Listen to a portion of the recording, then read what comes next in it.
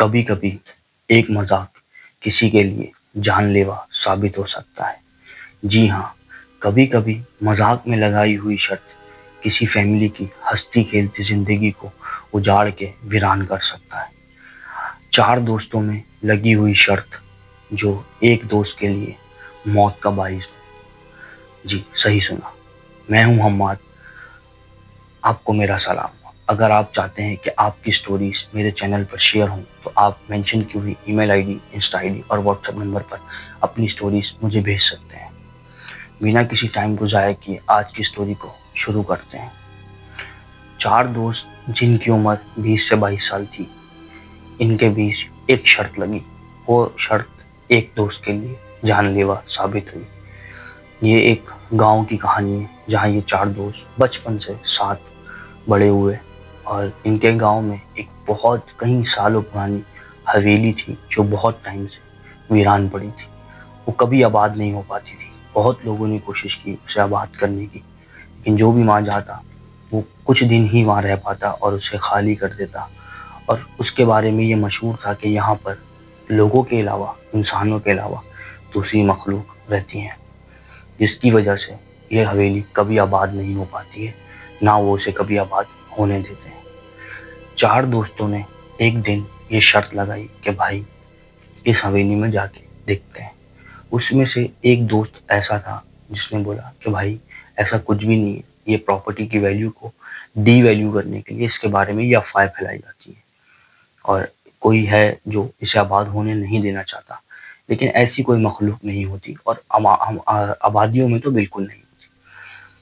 تو باقی 3 دوستوں نے اس سے کہا کہ بھائی ٹھیک ہے، تو ہم سے شرط لگا، اگر ایسا کچھ بھی نہیں ہے تو تو جا وہاں پہ ایک دن یا 1 گھنٹہ یا آدھا دن وہاں گزار، اور پھر آ کے ہم سے مل، پھر ہم یقین کریں گے کہ وہاں کوئی نہیں ہے، اور اس کے بعد ہم بھی تیرے ساتھ چلیں گے۔ تو کہتا ٹھیک ہے، میں ایسا کروں گا، اور میں وہاں جاؤں گا اور وہاں پہ ٹائم گزاروں گا، وہاں پہ جو بھی ویڈیوز پکچر بنا سکتا ہوں وہ بناؤں گا اور تمہارے پاس لے کے آؤں گا۔ ان میں شرط لگتی ہے، دن ڈیسائیڈ ہوتا ہے، ٹائم ڈیسائیڈ ہوتا ہے کہ رات کو کس وقت وہ جائے گا، اور یہ سب کچھ یہ لوگ پلان کرتے ہیں۔ اور پھر وہ دن آتا ہے، وہ دن ہوتا ہے ہفتے کی رات کا۔ ہفتے کی رات کو یہ سارے دوست ایک جگہ پر جمع ہوتے ہیں، وہاں سے 4 دوست ساتھ حویلی کی طرف بڑھتے ہیں۔ 3 دوست جن کو یہ یقین ہے کہ حویلی میں کوئی اور مخلوق رہتی ہے، وہ حویلی سے کچھ دور رک جاتے ہیں اور کہتے ہیں یہاں سے آگے تم خود جاؤ۔ وہ کہتا ہے چلو بھائی، کچھ نہیں ہوتا، کچھ نہیں ہے اندر، یہ صرف افواہ ہے۔ لیکن وہ 3 دوست بولتے نہیں، ہم نہیں جائیں گے، تم جاؤ اور تم اپنی شرط پوری کر کے آؤ۔ تو کہتا ہے ٹھیک ہے، میں جاتا ہوں۔ وہ اکیلا اس حویلی کے اندر جاتا ہے، اور یہ 3 دوست باہر کھڑے ہیں، اور اب انہیں بھی یہ ڈر لگ رہا ہے کہ یہ تو واقعی اندر چلا گیا ہے، اگر اس کے ساتھ کچھ بھی ہوا تو ہم پھنس سکتے ہیں۔ اب یہ لوگ باہر کھڑے ہو کر دعائیں کر رہے ہیں کہ بھائی وہ صحیح سلامت واپس آ جائے، بس یہ شرط کو چھوڑو، بس وہ واپس آ جائے اور اس کے ساتھ کچھ ہونا۔ خیر ٹائم گزرتا ہے، آدھا گھنٹہ، 1 گھنٹہ، 2 گھنٹہ، کچھ ٹائم گزرنے کے بعد وہ دوست وہاں سے واپس آ رہا ہوتا ہے۔ اب یہ تینوں دیکھتے ہیں کہ جب وہ وہاں سے واپس آ رہا ہے نا، تو وہ جتنا ہنستا کھیلتا اور مذاق مستی میں گیا تھا، وہ تھوڑا سیریس ہو کے واپس آ رہا ہے، اور اس کے پسینے چھوٹ رہے ہیں، اور وہ تھوڑا سا سہما ہوا، ڈرا ہوا سا بھی لگ رہا ہے۔ لیکن خیر یہ لوگ اگنور کرتے ہیں، ان کو لگتا ہے کہ شاید اس نے کچھ وہاں پہ دیکھ لیا ہے۔ وہ واپس آ رہا ہوتا ہے، ان کی طرف آتا ہے اور ان سے کہتا ہے میں نے کہا تھا نا وہاں پہ کچھ نہیں، اور یہ بولتا ہوا چلا جاتا ہے، ان کے پاس رکتا نہیں رہتا۔ وہ اسے آوازیں دیتے ہیں لیکن یہ رکتا نہیں۔ وہ لوگ بولتے ہیں شاید پتہ نہیں ڈر گیا ہے، کچھ مسئلہ ہو گیا ہے، ہم سے ملا نہیں، چلو اگلے دن اس سے ملیں گے۔ تو وہ لوگ بھی اپنے اپنے گھر چلے جاتے ہیں۔ تقریباً رات کے 12-1 بج چکے ہوتے ہیں، تو یہ لوگ اپنے اپنے سب گھر چلے جاتے ہیں، اور سب نارمل ہوتا ہے کہ ان کو لگتا ہے کہ کچھ نہیں ہوا، وہ ہم سے صحیح مل کے گیا۔ اگلے دن یہ تینوں دوست صبح اٹھتے ہیں اور کہتے ہیں کہ چلو بھائی اس سے ملتے ہیں اور پوچھتے ہیں کیا ہوا۔ تو یہ تینوں دوست اس کے گھر جاتے ہیں، تو اس کے گھر جا کے بولتے ہیں آنٹی اس کو بلا دیں، ہم نے نا ایک میچ کھیلنے جانا ہے، کیونکہ وہ گھر والوں کو تو نہیں بتا سکتے، ظاہر سی بات ہے کہ ان کے بیچ کیا شرط لگی۔ تو اس کی امی کہتی ہیں بیٹا اس کی طبیعت صحیح نہیں ہے، وہ سو رہا ہے، اور رات کو اس کو بہت تیز بخار تھا، تو اس کی طبیعت خراب ہے، تو آپ لوگ چلے جاؤ۔ اب ان تینوں کو ڈر لگنے لگتا ہے، ان کو لگتا ہے کہ اس نے وہاں کچھ ایسا دیکھ لیا ہے جس کی وجہ سے اس کی طبیعت خراب ہو گئی، اور اب وہ ساری چیزیں جس پہ اس کو یقین نہیں تھا اب اسے وہ یقین ہو جائے گا۔ خیر یہ تینوں دوست ڈرتے بھی ہیں لیکن بولتے ہیں کہ چلو کوئی نہیں، طبیعت خراب ہے، صحیح ہو جائے گا۔ دن گزرتے ہیں، اس لڑکے کی طبیعت جو حویلی میں گیا تھا دن بدن خراب ہوتی جا رہی ہے۔ اس کے ساتھ کوئی چیز آ گئی ہے جو ان کو نہیں پتا ہے۔ وہ راتوں کو اٹھ کے روتا ہے، چیختا ہے، اپنے آپ سے باتیں کرتا ہے، دیوار سے دیکھ کے لڑتا ہے، اور کبھی کبھی شیشے میں کھڑے ہو کر اپنے آپ سے کہتا ہے میں تیرے اندر آ گیا ہوں اور اب تیرے اندر سے کبھی نہیں جاؤں گا۔ یہ ساری چیزیں اس کے گھر والے دیکھ رہے ہوتے ہیں۔ خیر یہ بات آگے بڑھتی ہے، یہ دوست کافی دن ہو جاتے ہیں، دیکھتے ہیں کہ بھائی اس کی طبیعت صحیح نہیں ہو رہی ہے، تو اس کے گھر چلے جاتے ہیں کہ بھائی ہمیں اس سے ملنا ہے۔ تو اس کی امی ان تینوں کو بٹھاتی ہے اور ان سے ہی پوچھتی ہے کہ بیٹا آپ بتاؤ کیا ہوا تھا، اس کی طبیعت کیسے خراب ہوئی؟ کیونکہ اس کی طبیعت نا نارمل طبیعت خراب نہیں ہوئی ہے، اس کے ساتھ کچھ اور ہوا ہے جو ہمیں بھی سمجھ نہیں آ رہا۔ اگر آپ لوگوں کو اس کے بارے میں کچھ پتا ہے تو آپ بتا دو۔ اب یہ تینوں دوست ڈر جاتے کیونکہ ان کو پتا ہوتا ہے کہ اس کے ساتھ کیا ہو رہا ہے اور وہ کہاں گیا تھا۔ تو تینوں دوست اس وقت تو کچھ نہیں بولتے کیونکہ ان کو پتا ہے کہ اگر ہم نے کچھ بھی بولا تو ہم پھنسیں گے۔ تو یہ تینوں بولتے نہیں آنٹی ہمیں کچھ نہیں پتا اور ہمیں نہیں پتا کہ کیا کہاں تھا، یہ کیا ہوا۔ تو یہ لوگ اپنے اپنے گھر چلے جاتے ہیں۔ اس بیچ اس کی طبیعت خراب ہو رہی ہے اور اس کے گھر والوں کو سمجھ نہیں آ رہا ہے۔ ایک دن اس کی بہن، جو لڑکا حویلی میں گیا تھا، اس کی بہن کمرے میں جاتی ہے اور وہ دیکھتی ہے کہ بھائی کچا گوشت کھا رہا ہے۔ یہ دیکھ کے اس کی بہن اتنی زور سے چیخ مارتی ہے کہ پورا گھر حیران ہو جاتا ہے کہ اس کو کیا ہوا۔ سب بھاگتے ہوئے جاتے ہیں اس کی طرف اور دیکھتے ہیں کہ بھائی بیڈ پہ بیٹھا ہوا کچا گوشت کھا رہا ہے۔ سب سمجھ جاتے ہیں کہ یہ کچھ اور معاملات ہیں۔ تو لوگ ان کو بولتے ہیں کہ بھائی آپ کوئی روحانی معاملات پتہ کرو کہ اس کے ساتھ کچھ اور ہے، بیمار نہیں ہے، اس پہ کوئی چیز ہے جو اس سے سب کچھ کروا رہی ہے۔ خیر ان تین دوستوں میں سے ایک دوست جو تھوڑا سا سمجھدار ہوتا ہے وہ ان کے گھر آ جاتا ہے اور وہ ان کو سب کچھ بتا دیتا ہے کہ بھائی یہ حویلی میں گیا تھا۔ وہ شرط کا نہیں بتاتا، وہ اپنے آپ اور اپنے دوستوں کو بچاتا ہے اور یہ بتا دیتا ہے کہ بھائی یہ ہمیں بول رہا تھا کہ چلو اس حویلی میں چلتے ہیں، وہاں کچھ بھی نہیں ہے، اور ہم اس حویلی کا پردہ فاش کرتے ہیں کہ بھائی اس کے بارے میں صرف افواہیں ہیں۔ تو بولتا ہے یہ ہم تینوں تو نہیں گئے کیونکہ ہمیں تو ڈر لگ رہا تھا، لیکن یہ اس حویلی میں چلا گیا اور وہاں پہ 2-3 گھنٹے گزار کے آیا اور پھر ہمیں بولا کہ نہیں وہاں پہ کچھ نہیں ہے، اور پھر سیدھا گھر چلا گیا۔ اور اس دن کے بعد، اسی دن سے اس کی طبیعت خراب ہے اور اس دن کے بعد سے اس کے ساتھ یہ معاملات ہو رہے ہیں۔ اب اس کے گھر والوں کو سمجھ آ جاتی ہے کہ اس کے ساتھ کیا معاملات ہیں۔ تو اس کے گھر والے فٹافٹ عامل سے اور مولوی سے رجوع کرتے ہیں کہ بھائی آپ آئیں اور ایسے ایسے معاملات ہیں۔ اس کے گھر پہ وہ مولوی صاحب آتے ہیں، وہ اپنی پڑھائی وغیرہ کرتے ہیں اور سب کچھ کرتے ہیں، اور جیسے جیسے وہ پڑھ رہے ہوتے ہیں ویسے ویسے اس کی چیخیں، اس کی زور زور سے ہنسنا، اس کا زور زور سے رونا، اس کے الگ الگ روپ نکل کے سامنے آ رہے ہوتے ہیں۔ تو وہ جیسے جیسے مولوی صاحب پڑھتے ہیں وہ چیز جو اس کے اوپر ہے وہ پوری طرح سے اس کے اوپر حاوی ہو جاتی ہے۔ مولوی صاحب بولتے ہیں کہ کیوں آیا ہے تو اس کے اوپر، اس نے تیرا کیا بگاڑا ہے؟ تو وہ کہتا ہے یہ آیا تھا وہاں پہ ہنستا ہوا اور کہہ رہا تھا ہاں بھائی کون ہے، آؤ میرے سامنے آؤ، میں نہیں مانتا کسی بھوت میں، کسی ایسی مخلوقات میں، اگر تم ہو تو آؤ میرے سامنے آؤ۔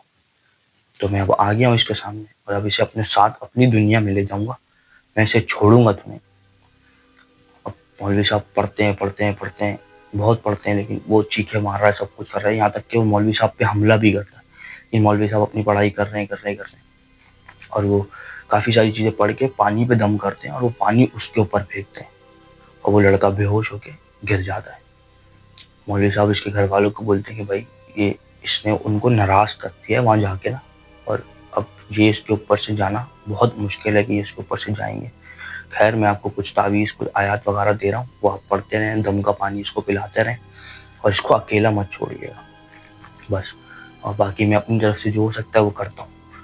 خیر دن گزرتے ہیں، اس کی چیزیں بڑھتی ہیں، کم ہوتی ہیں، لیکن وہ کچا گوشت کھانا، الٹی سیدھی حرکتیں کرنا، شیشے کے سامنے کھڑے ہو کے اپنے آپ سے باتیں کرنا، عجیب عجیب آوازیں نکالنا رات کو، یہ سب کچھ اس کے ساتھ چلتا رہتا ہے۔ اس لڑکے کا جو باپ ہوتا ہے وہ اس لڑکے کے ساتھ رہتا ہے تاکہ مولوی صاحب نے بولا تھا کہ اس کو اکیلا مت چھوڑنا، تو وہ اس کے ساتھ رہتا ہے۔ خیر کہانی آگے بڑھتی ہے، چیزیں اس کی بڑھتی جاتی ہیں، مولوی صاحب بھی ان بیچ آتے جاتے رہتے ہیں، چیزیں پڑھتے رہتے ہیں، لیکن اس کی چیزوں میں نا سدھار نہیں آ رہا ہوتا، اس کی چیزیں الٹا بگڑ رہی ہوتی ہیں کہ اس کے ہاتھ پاؤں ٹیڑھے ہو رہے ہیں، وہ عجیب عجیب سی شکلیں بنا رہا ہے، اس کی آنکھیں لال ہو رہی ہے، چہرہ سرخ ہو رہا ہے. تو اس کے گھر والے بہت پریشان ہوتے کہ بھائی یہ کیا ہو کیا رہا ہے. اور یہی اسی بیچ اس کے دوست بھی اب بہت پریشان ہیں، کیونکہ ان کو یہ ڈر ہے کہ کہیں یہ راز نہ کھل جائے کہ یہ شرط ہم نے لگائی تھی اس سے اور یہ ہماری وجہ سے وہاں گیا تھا، تو ہم بھی پھنسیں گے. خیر، چیزیں آگے بڑھتی ہیں. اس کا کچا گوشت کھانا، خون پینا، یہ سب چیزیں شروع ہو جاتی ہیں کہ وہ گوشت میں سے خون بھی چوس رہا ہوتا ہے. یہ تک بھی دیکھا گیا ہوتا ہے. تو سب بہت پریشان ہوتے ہیں اس کو لے کے کہ بھائی یہ کر کیا رہا ہے، مطلب یہ ایسی کوئی حرکت ہی نہیں کر رہا جس سے بندہ اس کو سمجھے کہ کوئی نارمل انسان ہے. خیر، ان کے گھر میں ایک شادی آتی ہے. تو یہ جو لڑکا بیمار ہے، مطلب جس کے اوپر اثر آیا ہوا ہے، اس کے گھر میں ایک شادی آتی ہے. تو اس کے ماں باپ کہتے ہیں بیٹا، اس کی بہن کو بولتے ہیں بیٹا ہم لوگ شادی میں جا رہے ہیں، تم اس کے پاس رہنا اور ہم بہت جلدی واپس آ جائیں گے، تم اسے اکیلا مت چھوڑنا بس کسی بھی صورت میں. تو وہ بہن بولتی ہے ٹھیک ہے. بہن ڈر رہی ہوتی ہے، بہن چھوٹی ہوتی ہے، ظاہر سی بات ہے، لیکن کہتی ہے ہاں بابا، کیونکہ وہ نا ابھی تک کسی کو نقصان نہیں پہنچا رہا ہوتا. جو کچھ کر رہا ہوتا ہے وہ اپنے ساتھ ہی کر رہا ہوتا ہے، کسی دوسرے کے ساتھ نہیں کر رہا ہوتا. تو کہتی ہے ہاں پاپا میں اس کا دھیان رکھوں گی، آپ لوگ جائیں اور جلدی آ جائیے. خیر، یہ لوگ جاتے ہیں اور اس کی جو بہن ہوتی ہے وہ اس کے ساتھ رہتی ہے. اس کی بہن دیکھتی ہے کہ یہ الٹی سیدھی حرکتیں کر رہا ہے، آوازیں نکال رہا ہے، زور زور سے رو رہا ہے، زور زور سے ہنس رہا ہے. وہ اپنی بہن کی طرف دیکھ کے ایک جملہ بھی بولتا ہے، تو بچائے گی اس کو، کوئی نہیں بچا سکتا اس کو، میں اس کو اپنے ساتھ لے کے جاؤں گا.